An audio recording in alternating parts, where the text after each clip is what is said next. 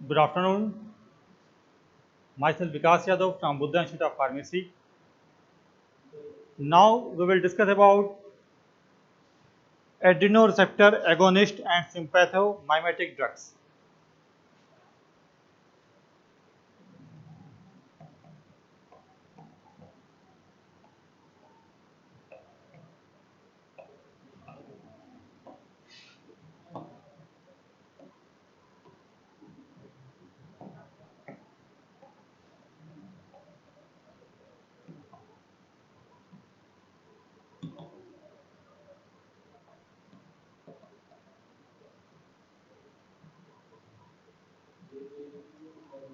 हमको पढ़ना है adrenoceptor agonist and sympathomimetic drugs.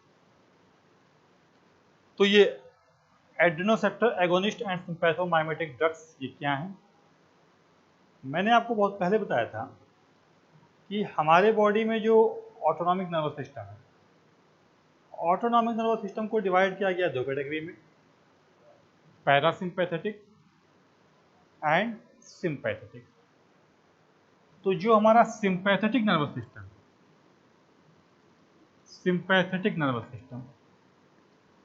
जिसकी सप्लाई होती है थोरैको-लंबर सप्लाई और पैरासिम्पैथेटिक की क्रैनियोसेक्टल सप्लाई।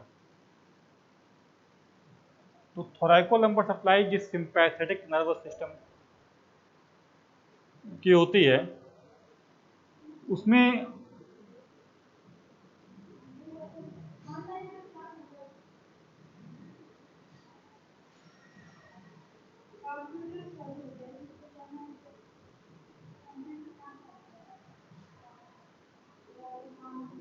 प्रीगैंग्लियनिक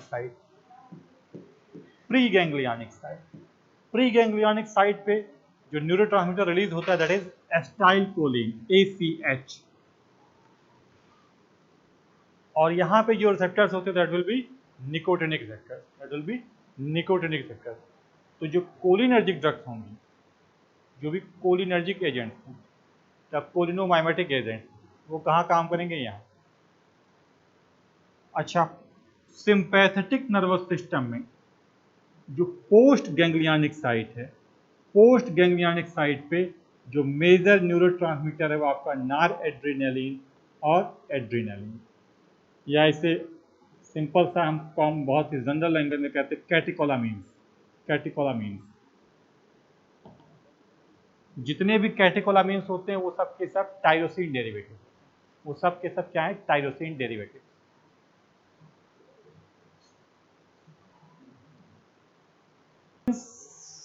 जनरली जो होते हैं आपके norepinephrine, epinephrine, dopamine, these are the catecholamines which are tyrosine derivatives. अब ये जो कैटेकोलामीन्स हैं ये आपके पोस्ट गैंग्लियनिक साइट पे रिलीज होगा, और वहां पे जो रिसेप्टर्स मौजूद होंगे that will be alpha, beta and dopaminergic receptor.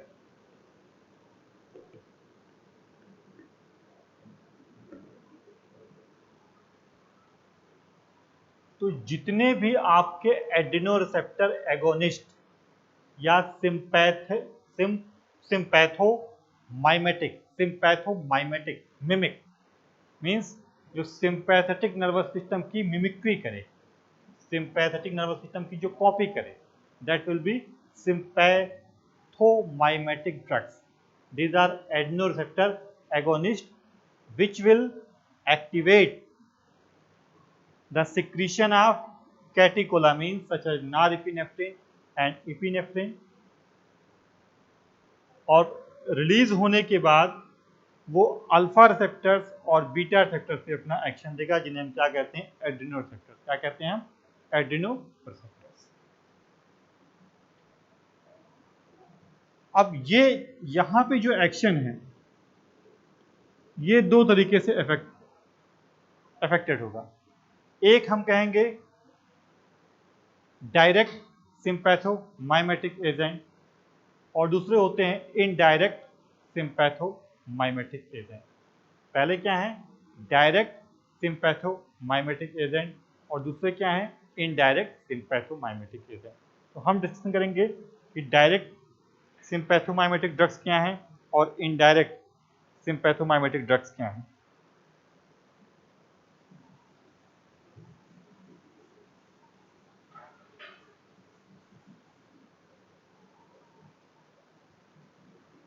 तो इनको हमने डिवाइड किया दो कैटेगरी में।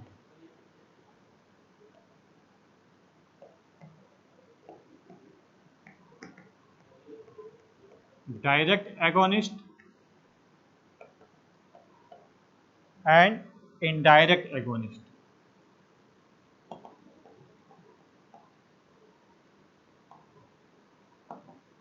अब ये डायरेक्ट एगोनिस्ट और इनडायरेक्ट एगोनिस्ट क्या है? जब मैंने आपको न्यूरो ह्यूमरल ट्रांसमिशन, जब मैंने आपको प्रीवियस लेक्चर्स में बताया था न्यूरो ह्यूमरल ट्रांसमिशन के बारे में, तो वहाँ मैंने आपको बताया था कि ये प्री साइनेप्टिक न्यूरॉन है और ये आपका पोस्ट साइनेप्टिक न्यूरॉन है। यहाँ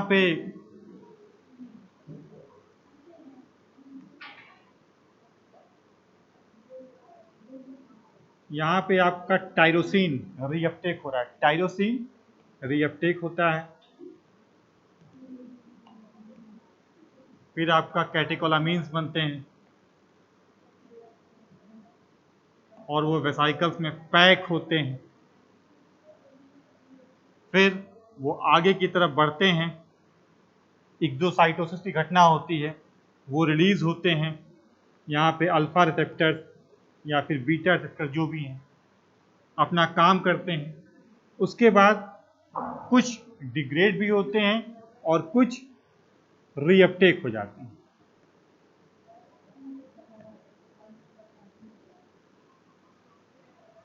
तो डायरेक्ट एगोनिस्ट एजेंट क्या काम करेंगे? Direct agonist such as tyramine, वो क्या काम करेगा कि वो जो कैटेकोलामीन्स हैं उनका सिक्रीशन को बढ़ावा देगा, उनको सिक्रीट करवाएगा। जो वेसाइकल्स हैं उस वेसाइकल को इधर ला करके एक्सोसाइटोसिस की घटना होगी और रिलीज होता है। कौन? Direct agonist. It means direct agonistic drugs are direct sympathomimetic agents are the agents which induce secretion of catecholamines such as norepinephrine and epinephrine from presynaptic neurons. Then what is indirect agonist? Indirect agonist में आपके आते हैं जैसे cocaine, tricyclic antidepressant. Indirect agonist में, direct agonist में क्या example है आपका? टायरामीन। इनडायरेक्ट एगोनिस्ट में एग्जांपल है आपका क्या? कोकीन और ट्राई साइक्लिक एंटीडिप्रेसेंट। अब ये क्या काम करेंगे? जितने भी इनडायरेक्ट एगोनिस्ट हैं, इनडायरेक्ट एगोनिस्ट इसको आकर के ब्लॉक कर देते हैं।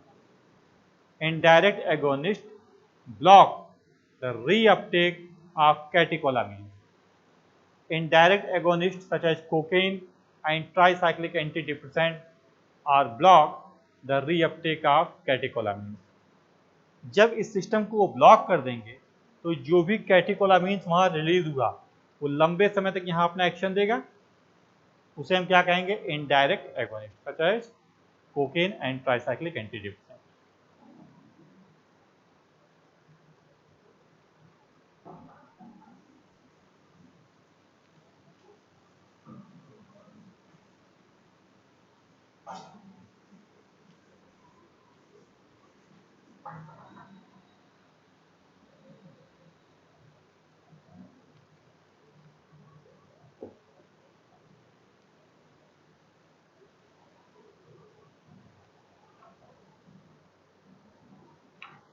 अब इसके बाद हम देखते हैं molecular pharmacology of sympathomimetic drugs, molecular pharmacology,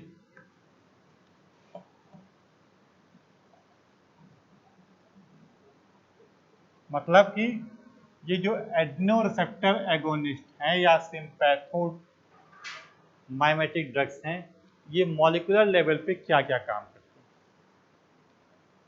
तो जितने भी एड्रेनोरिसेप्टर्स हैं वो सब के सब कैसे होते हैं, जीपीसीआर, जी प्रोटीन कपल्ड रिसेप्टर। पहली चीज तो याद रखिए कि एड्रेनोरिसेप्टर्स अल्फा हो गया, बीटा हो गया, ये कैसे हैं, जीपीसीआर, जी protein coupled receptor.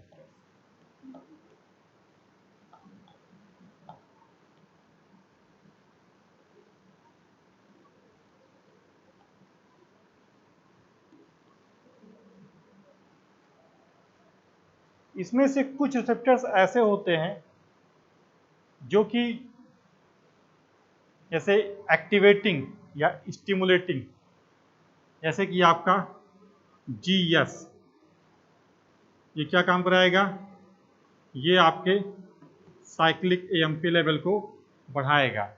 GS, GS का मतलब क्या, कि साइक्लिक एएमपी लेवल को बढ़ाना। इसके अलावा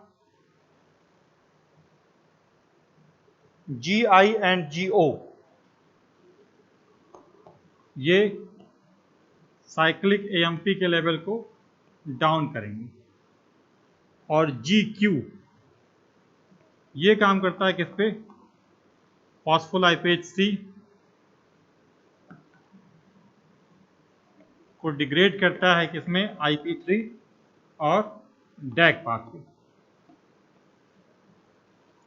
it means G protein coupled receptors को फर्दर डिवाइड किया गया है 3 कैटेगरी में, जीएस, जीआई एंड जीक्यू।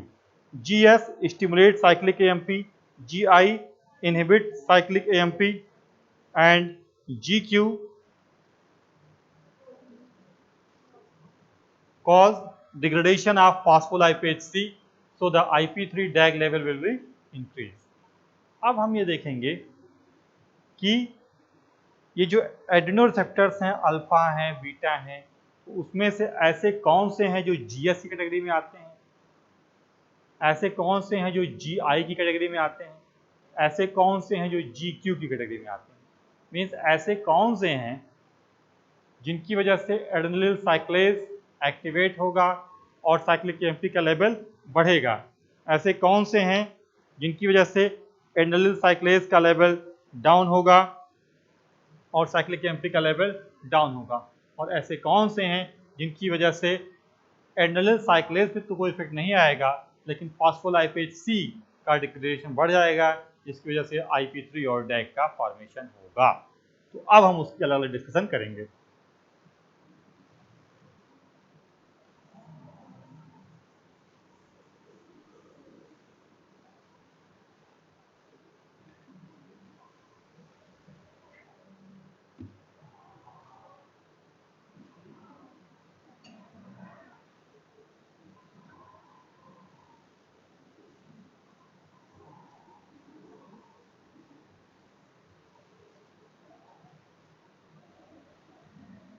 जैसे ये आपकी सेल, तो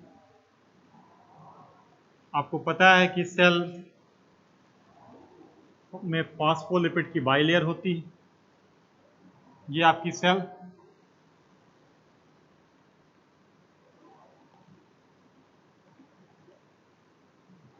उसके सराउंडिंग ये फॉस्फोलिपिड बाइलेयर।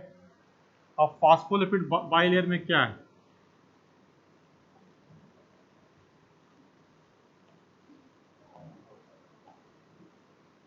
मेम्ब्रेन फॉस्फोलिपिड्स होते हैं, उनकी 2 लेयर होती हैं, एक हाइड्रोफोबिक हेड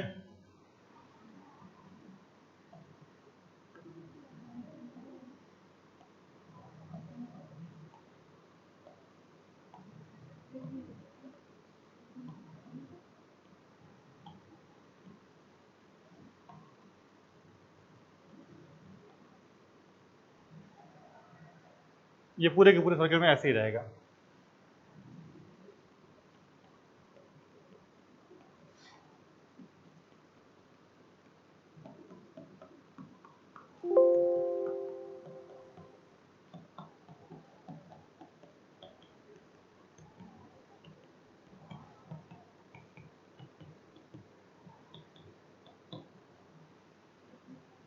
तो जो हमारी मेम्ब्रेन होती है, उस मेम्ब्रेन में क्या होते हैं, जी प्रोटीन।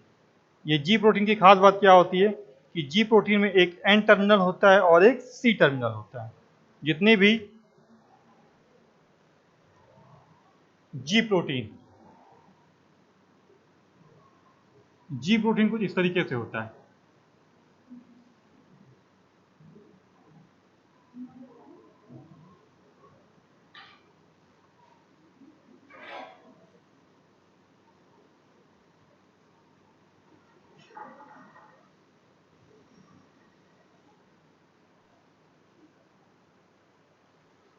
मतलब जो जी, इसमें जो रिसेप्टर्स हैं, जैसे जो जी प्रोटीन कपल्ड रिसेप्टर, ये हम डिस्कस करें किसके बारे में, जी प्रोटीन कपल्ड रिसेप्टर। तो जी प्रोटीन कपल्ड रिसेप्टर में क्या होगा कि जो रिसेप्टर होगा वो 7 बार लूप बनाएगा, 1 2 3 4 5 6 7। और इसमें जो बाहरी सरफेस की तरफ क्या रहेगा, एन टर्मिनल, और अंदर की तरफ क्या रहेगा, सी टर्मिनल। ये एन टर्मिनल और सी टर्मिनल का सिंपल सा मतलब ये है कि जैसे जब भी कोई अमाइनो एसिड जुड़ता है तो जो पेप्टाइड लिंकेज होता है, एक तरफ से NH2 और दूसरी तरफ से COH ग्रुप, दोनों मिलते हैं तो CONH बनता है, CONH पेप्टाइड बॉन्ड। तो NH2 ग्रुप बाहर, COH ग्रुप अंदर, ये एन टर्मिनल और ये आपका सी टर्मिनल।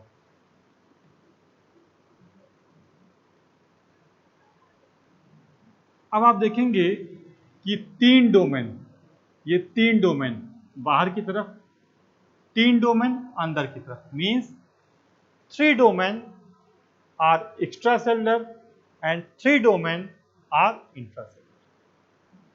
अब क्या होगा, यहीं पे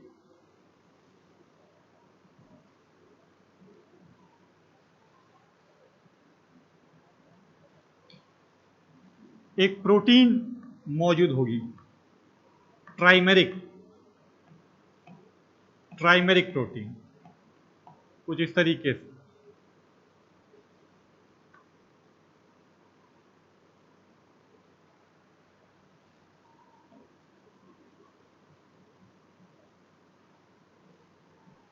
और यहां प्रोटीन मौजूद है, ट्राइमर मतलब 3 सेगमेंट में उसमें।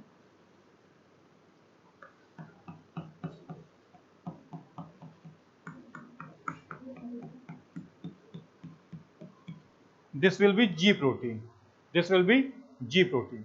इस जी प्रोटीन में एक अल्फा सेगमेंट है, सॉरी, ये आपका अल्फा सेगमेंट है, ये आपका बीटा सेगमेंट है, और ये आपका गामा सेगमेंट है। G protein are trimeric protein in which one is alpha segment and remaining two are beta and gamma segment.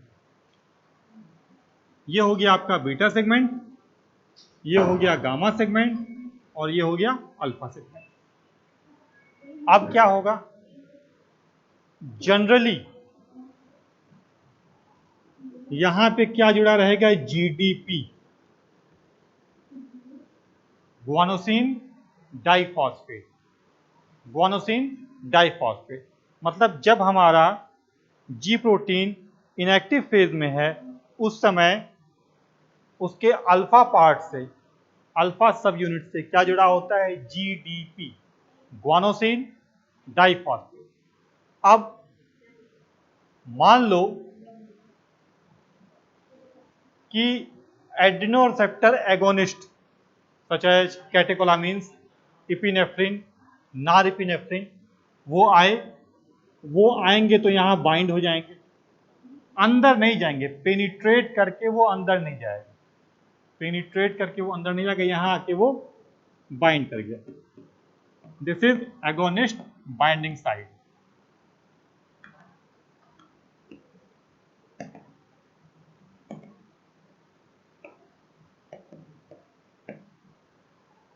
जैसे ही वो यहां बाइंड करेगा, उसकी वजह से अंदर की ये जो C terminal will be activate.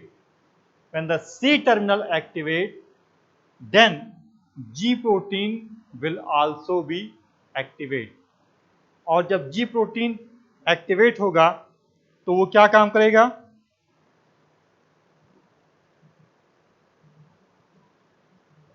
जब G protein activate होगा तो इसकी जो अल्फा सब यूनिट है ये बीटा और गामा सब यूनिट का साथ छोड़ देंगे। कहने का मतलब ये कि जब कोई कैटेकोलामीन आकर के यहां बाइंड करेगा तो इसे हम कहेंगे एगोनिस्ट बाइंडिंग साइट। इसकी वजह से जो C टर्मिनल है, C terminal will be activate. When the C terminal will be activate, then G protein will also be activate. Activated G protein में क्या होगा कि जो अल्फा सब यूनिट होगी वो बीटा और गामा सब यूनिट से अलग हो जाएगी। जब ये अलग हो जाएगी तो जो यहाँ GDP जुड़ा हुआ था वो GDP वहां से हट जाएगा और हटेगा और क्या लग जाएगा वहां पे? GTP। क्या लग जाएगा? GTP। या आप सिंपल सा ये कह सकते हैं कि इसके एक्टिवेशन के दौरान GTP आया और GDP को वहां से हटा दिया और खुद जुड़ गया। अब हमारी जो अल्फा सब यूनिट है, अल्फा सब यूनिट विल बी एक्टिवेट। अब हमने इसको कह दिया alpha star. Alpha star is the activated form of alpha सब यूनिट। जैसे ही ये एक्टिवेट होगा, इसके एक्टिवेशन की वजह से इस अल्फा सेगमेंट में कन्फॉर्मेशनल चेंज होगा।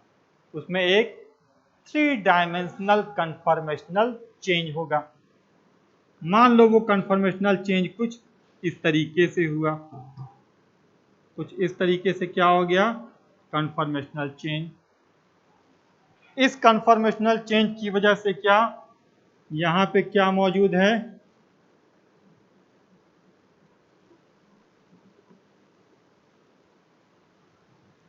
Phospholipase C। क्या मौजूद है?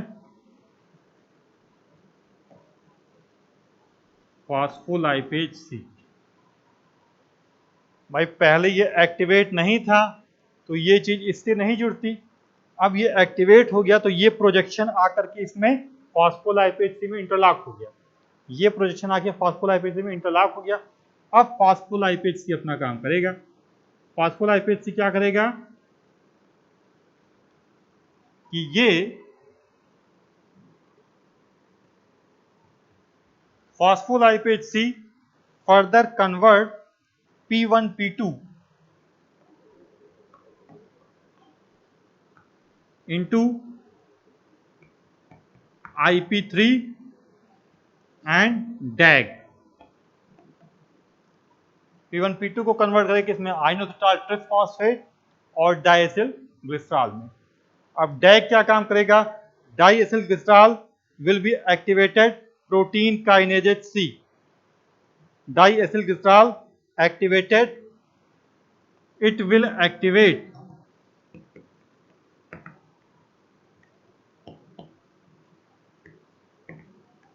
protein kinase C and IP3 क्या काम करेगा कि जो स्टोर्ड कैल्शियम है IP3 की वजह से जो एंडोप्लाज्मिक रेटिकुलम की वेसाइकल्स में जो स्टोर्ड कैल्शियम है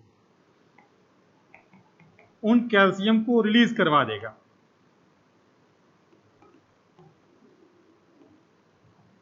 रिलीज इन साइटोसॉल। अब जब वो साइटोसॉल में कैल्शियम आयन आ जाएंगे तो इनके आने की वजह से क्या हो गया कि तमाम जो प्रोटीन काइनेजेज हैं वो क्या हो जाएंगे, एक्टिवेट, रिलीज इन साइटोसॉल, एक्टिवेट वेरियस प्रोटीन्स, और फिर वो अपना काम करेंगे। तो ये हमारा पूरा का पूरा कॉम्प्लेक्स सिस्टम हो गया about activation of phospholipase C by G protein. एक बार मैं आपको दोबारा बता दे रहा हूं क्योंकि थोड़ा सा ये कॉम्प्लिकेटेड स्ट्रक्चर बन गया है। एक बार इसको दोबारा देखिए। ये हमारी सेल की मेम्ब्रेन बनी होती है, किसकी, मेम्ब्रेन फॉस्फोलिपिड। ये क्या है, मेम्ब्रेन फॉस्फोलिपिड। ये फॉस्फोलिपिड, ये फॉस्फोलिपिड, ये फॉस्फोलिपिड, ये फॉस्फोलिपिड, उसकी बाई लेयर। उसी में क्या मौजूद होगा, receptors. Receptors are protein molecule. Adeno receptors में 7, क्योंकि ये जी प्रोटीन कपल्ड रिसेप्टर हैं तो जी प्रोटीन कपल्ड रिसेप्टर 7 लूप बनाते हैं। 1 2 3 4 5 6 7, 1 2 3 4 5 6 7। एक को कहा जाएगा एन टर्मिनल, जो बाहर की तरफ है। जो अंदर की तरफ है that will be C terminal. इसमें क्या हो गया, 3 डोमेन बाहर की तरफ, 3 डोमेन अंदर की तरफ। अब क्या हो गया कि आपकी जो नॉरएपिनेफ्रिन या एपिनेफ्रिन कैटेकोलामिन्स है, ये आके यहाँ बाइंड करेंगे। उसे हम क्या कहेंगे, एगोनिस्ट बाइंडिंग साइट। क्या कहेंगे, एगोनिस्ट बाइंडिंग साइट। लेकिन बाइंडिंग के बाद पेनिट्रेट करके वो अंदर नहीं आएगा, नहीं बाइंड होगा। जैसे ये बाइंड होगा, इसका C terminal will be activate.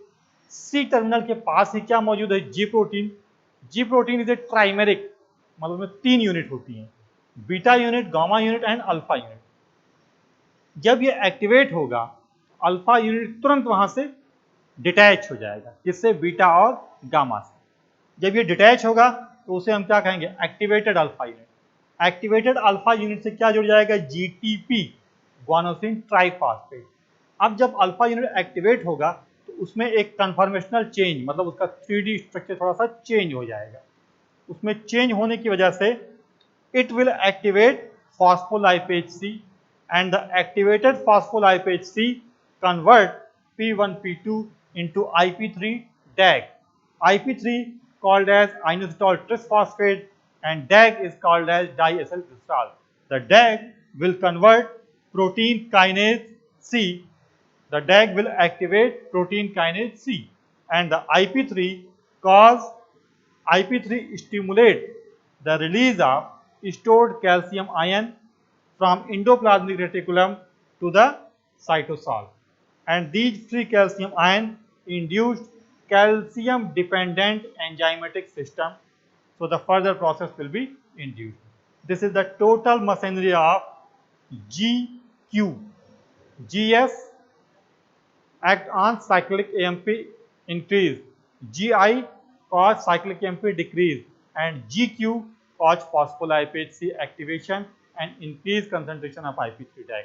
तो ये आपका, अब ये इस टाइप का हमने आपको बताया कि अल्फा रिसेप्टर बीटा में हम देखेंगे तो हमको GS भी मिलेगा, हमको GI भी मिलेगा, हमको GQ भी मिलेगा। तो ये कौन सा है, ये है अल्फा 2 रिसेप्टर। ये कौन सा है, इसे हम कहते हैं, ये है आपका, सॉरी, ये है आपका अल्फा 1 रिसेप्टर। ये पूरा का पूरा जो है इसके बारे में alpha 1 receptor. Alpha 1 receptor are the type of GQ which activate the conversion of PIP2 into IP3 DAG. अब